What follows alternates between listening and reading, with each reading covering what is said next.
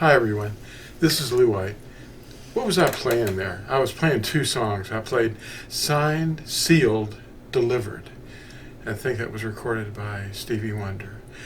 And we're signed, sealed, and delivered under the name of Yahusha.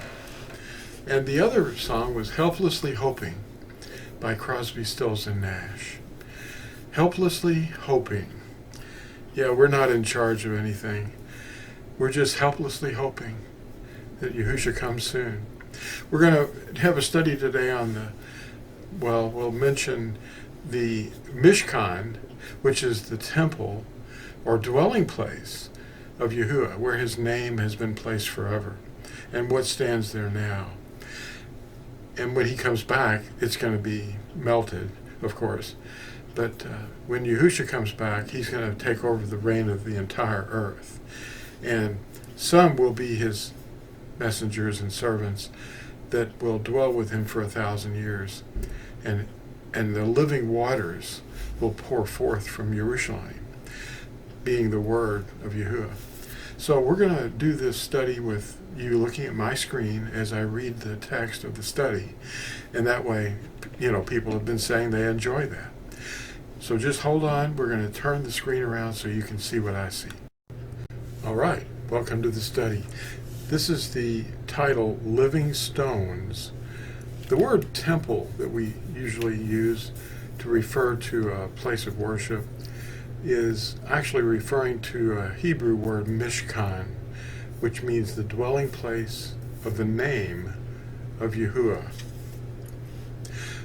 The rebuilding of the third temple using human hands for the purpose of restarting animal sacrifices is only about the anti-Mashiach. The name of Yahuah is in the area of the Temple Mount currently occupied by Islamists. That's all the Hindu-influenced features they adopted from the Silk Road trade route out of India, which reached the Middle East and Arabia around 200 BCE. And of course, by the 600s, we have Muhammad, and he was aware of a lot of things, and he threw out all the idols out of the little Kaaba that they have. It was a very small place at first, and they built it up. And they walk around this object.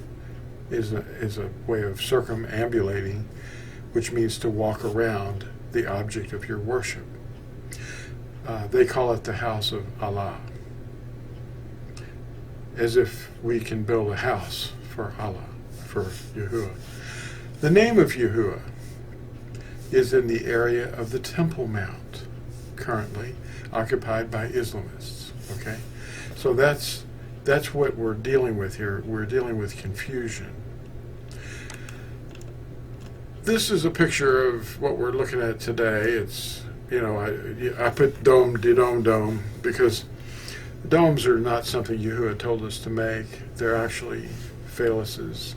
They're out of India. All the sun temples where they worship the sun, they put domes on top, or objects or steeples or some kind of pillar representing a sexual item.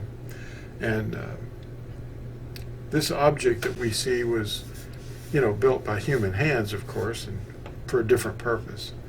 And it wasn't built by Yahuah's people at all. So it's not going to be there when Yahusha comes back, of course. But his name is going to be there forever. He said that. We are waiting the return of Yahusha HaMashiach.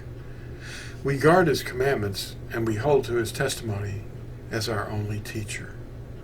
Just look at Revelation 12:17 and Revelation 14:12. They're saying basically the same thing.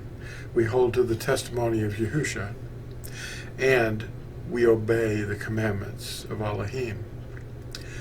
If you're of this same opinion, we're on the same side, being servants of Yahusha, and the only temple that he's building up as living stones.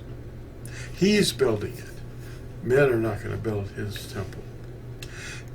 The ministry of restoration to favor includes all of the scattered tribes in the nations and their return to the everlasting covenant by obeying where they are and waiting for their regathering at Yahusha's return. Yisrael, Israel, that's what we usually see, is sown into the Goyim and awakening everywhere on the earth right now. We are from every nation and language, and our appearance, or appearing in the last days, is a fulfillment of Yirmiyahu 31 verse 6. We're mentioned in there by name. Yirmiyahu is what the world calls Jeremiah. We are the Natsarim, the branches or watchmen, and we were named at Yahuah 15 verse 5. And we were also mentioned at Acts 24 verse 5. At Yahuah, or John chapter 15:5, Yahuah named us, saying, I am the vine, and you are the Natsarim, the branches. In Acts 24, verse 5, the ringleader that Paul was accused of being was a sect of the Natsarim. Tertullus was a hired sophist, and he was talking to Felix, and he was warning the ruler about Paul, saying, this fellow is a troublemaker, and he said he's a ringleader of the sect of the Natsarim, not the Christians. The message that we're proclaiming is repent, for the reign of Yahuah draws near. Malachi 4, verse 1 through 6 gives us a very stark warning. Surely the day is coming, it will burn like a furnace. All the arrogant and every evildoer will be stubble, and the day that is coming will set them on fire, says Yahuah. Not a root or a branch will be left to them. But for you who revere my name, the servant of righteousness will rise with healing in his wings, and you will go out and frolic like well-fed calves. Then you will trample on the wicked. They will be ashes under the soles of your feet on the day when I act, says Yahuah. This is where it gets real scary. Remember the Torah of my servant Musha, the decrees and instruction I gave him at Horeb for all Yisrael. Now I want you to stop for a moment and remember that as I'm recording this very evening at sunset after the Sabbath, begins an anniversary of our marriage at Sinai, while others are celebrating the Nicene Council 1700 years ago, starting next year.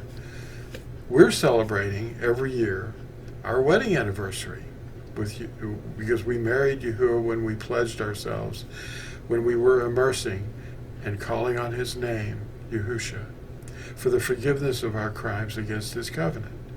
That covenant was given to us in 10 words.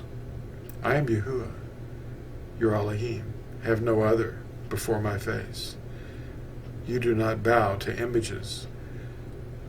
You do not cast the name of Yahuah, your Elohim, to ruin. Remember Shabbat, to keep it set apart. Honor your father and your mother. You do not murder. You do not break wedlock. And you do not carry a malicious witness against your neighbor. And you do not covet your neighbor's wife, house, field, servants, animals, or anything that belongs to your neighbor. These teach us how to love one another and love Yahuah. Now, continuing in Malachi. See, I will send the prophet Aliyah to you before the great and dreadful day of Yahuah comes. He will turn the hearts of the fathers to their children, and the hearts of the children to their fathers, or else I will come and strike the earth with utter destruction. Thanks for watching. We'll see you in the next video. Bye.